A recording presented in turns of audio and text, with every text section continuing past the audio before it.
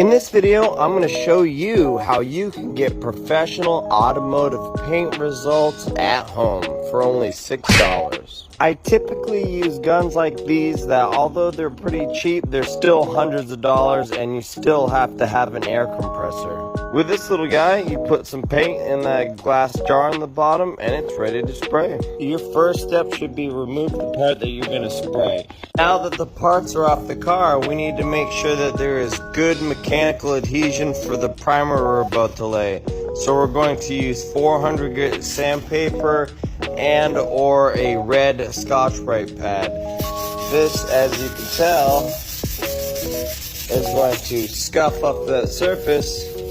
And then when we lay that primer, everything will stick better to this. You'll know you're done sanding when everything looks like a uniform haze like this. You want to get a clean microfiber towel and get some dirt and grease remover.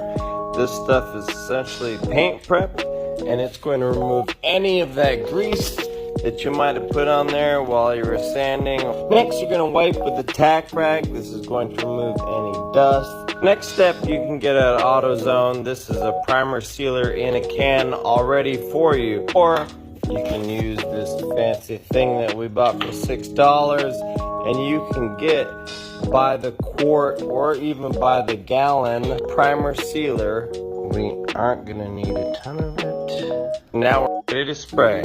Start on your edges first and then work your way to the middle. We want to lay this stuff fairly wet. Once you're done laying your primer, that's how it should look. Pretty flat. The flatter that is, the easier the base coat is to lay.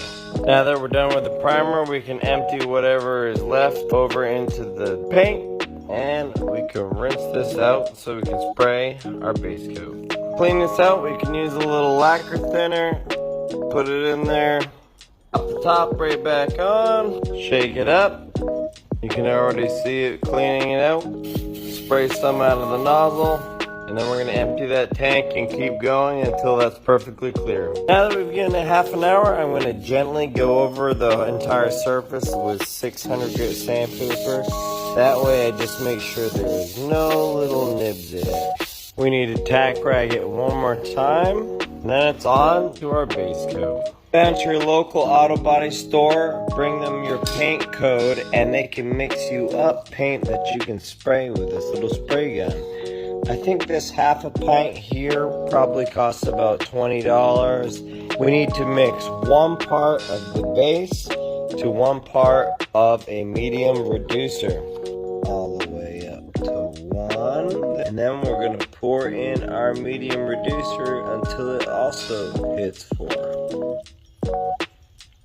Mixy, mixy, mixy. Pour our base coat into our fancy little gun. Spray our edges first. Alright, business, boys. We're going to do 2 or 3 layers just to make sure that our coverage is perfect. Make sure you do overlapping patterns and keep it nice and wet. Use a tack rag in between layers, and for your final layer, make sure you back the gun just slightly. That way you prevent what's called tire striping. After we let that final base coat layer sit for 30 minutes to make sure it's nice and fully cured, we're going to do 1 more tack to make sure there's no dust on the parts. Then it's time to mix up our clear coat. For this paint, we're going to use a Gen Max High Solids clear coat. You're going to use 2 parts of the base to 1 part of the activator. These fancy little cups make it dummy proof.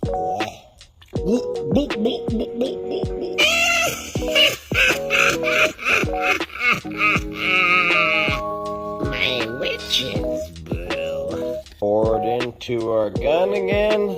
Just like the base coat, you want to hit your edges first. As you're spraying the clear coat, you need to make sure that it overlaps a lot each pass. That way you keep it nice and wet, just like that. Let that flash off for 15 minutes, and then we're going to do 1 more thick layer of clear coat, and then we're done. If you're bugging your paint, don't cry. Grab a pair of tweezers, and we can pull this bad boy off, and you won't even see it in the final product, I promise. And there you have it, boys. Professionally painted car parts in your garage with a $6 part video. Hit that